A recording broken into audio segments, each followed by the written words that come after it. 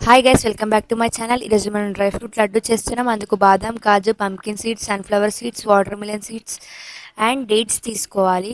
Then మనం గీ తీసుకోవాలి.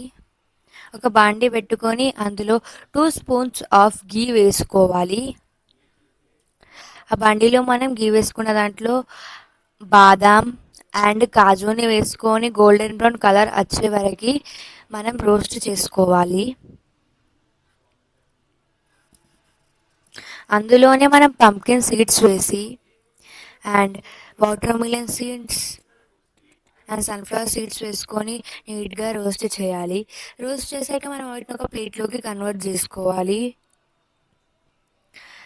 అదే బాండీలో మనం డేట్స్ని సీడ్ తీసుకొని వేసి రోస్ట్ చేయాలి.